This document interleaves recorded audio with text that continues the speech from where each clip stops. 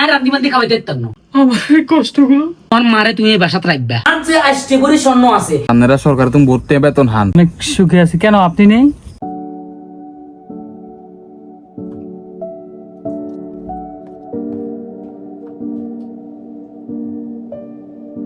শারমিন,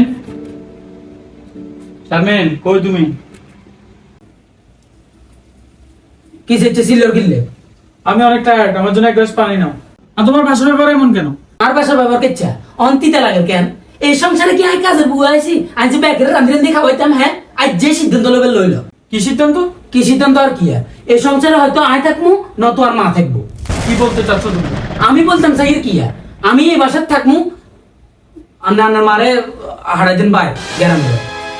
তাই তুমি শহরে থাকবা আর আমার মা গ্রামে থাকবে কেন? কেন মানে গ্রামের ভাই ইয়া তো ভাই ইয়ে তো হরা দিবে তো লোক গেলাগে আর রান্দি বান্দি খাওয়াইতে পারতাম না। শোনো শারমিন, আমি আজকে এখানে আসার পেছনে সবচেয়ে বড় অবদান হচ্ছে আমার মা। আমার মা যদি পাশে না থাকতো তাহলে আমি এখানে আসতে পারতাম না। আমি আমার মাকে যেরকম ভালোবাসি ঠিক তোমাকেও এরকম ভালোবাসি। এত ভালোবাসার আর দরকার নাই, এত ভালোবাসার আর দরকার নাই। হয়তো আয় থাকবো না তোমার মারে হারাইবা। আর খবরদার আয় কই দিয়ে আর যে আষ্টে করে স্বর্ণ আছে এগানোর উপরে যদি কেউ আগ দে তো হিয়ার আতের কবজি গাড়ি এলাম কবজি তোমার মারে সোজাসুজি হারাই দিও। আমি আর কোনো কিছু বুঝি না। আর তোমার যদি শরম না থাকে তোমার মারে তুমি এই বাসাত রাখবা। শারমিন, তুমি আমাকে এমন একটা কথা বলছো ঠিক এখানে লাগছে। এখানে তুমি আমার মাকে নিয়ে যে শত অভিযোগ করো, আমার এই হতভাগা মা তোমাকে নিয়ে কোনো অভিযোগ নেই। শোনো, আমি এমন একটা জায়গায় আছি, আমার এই কষ্টগুলো আমি কাউকে বলতে পারতেছি না। আমি আমার মাকেও হারাতে চাই না, আমি তোমাকেও হারাতে চাই না। নাটক নাটক করার কান্দের কি আর শরম আছে না? শরম এই নাটক করে কি বুঝো? হ্যাঁ দোনোকে আবার মিলিমিশি করে খাইতাম কেন? হ্যাঁ এখানে এই সার মিনে করতো না। তোমার মারে হারা দিও নব বাকি বেজাল হর হয়ে যাবো। আর তোমার যদি শরম না থাকে তুই বাসা তো আইজো না, বাড়ে খাইও নাটকের সাথে।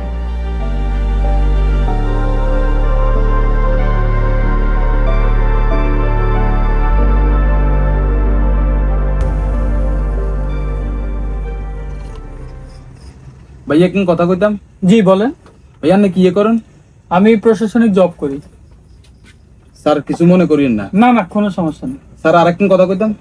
জি বলেন না। স্যার আপনার গুরু তো বহুত মানুষের সম্মান করে, আপনারা সরকার তুমি ভর্তি বেতন হান। মোটামুটি আপনার গুরু সরকারের বিল্ডিং টিল্ডিং ও দেয়, আপনারা মনে পরিবার লই বউ বাচ্চা মার হলে বহুত সুখে আছেন কেন? পরিবার, হ্যাঁ আলহামদুলিল্লাহ অনেক সুখে আছি। কেন আপনি নেই? আলহামদুলিল্লাহ কি কোন স্যার, আমি অনেক বেশি সুখী আছি। আমি ডেলি আনি ডেলি খাই, এটা তো বহুত ভালো লাগে। আমি আর পরিবার লই বউ বলা লই আমি অনেক বেশি সুখী আছি। তবে আপনার মতো ইচ্ছা নাই আরই স্যার।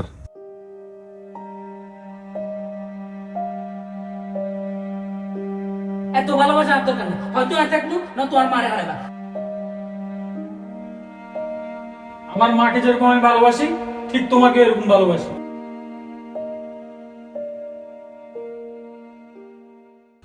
মা, তুমি ছিলে আমার প্রথম ভালোবাসা। সারা জীবন দিয়েছ শুধু, কখনো কিছু চাওনি। বউ, তুমি আমার স্বপ্ন, আমার বেঁচে থাকার নতুন কারণ ছিল। তোমাকেও আমি ভীষণ ভালোবাসি, কিন্তু মাঝখানে দাঁড়িয়ে আমি ছিঁড়ে গিয়েছি। প্রতিদিনের তর্ক, ছোট ছোট অভিযোগ আমার বুকটা চেপে ধরেছে।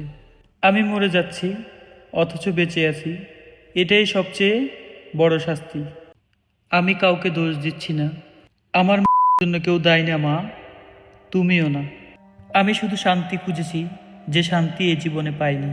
তোমরা যদি কখনো একসাথে বসে এই চিঠি পড়ো তাহলে একবার হলেও চোখ তুলে পরস্পরের দিকে তাকিও। আমি দুজনকে ভালোবেসে নিজেকে হারিয়ে ফেললাম। ভালো থেকো, তোমাদের সেই মাঝখানে দাঁড়িয়ে থাকা মানুষটা। পুরুষও মানুষ, ভালোবাসে, সহ্য করে, ভেঙে পড়ে। তাই তার নিঃশব্দ কষ্টকে বুঝে পাশে দাঁড়ানোই সবচেয়ে বড় শিক্ষা।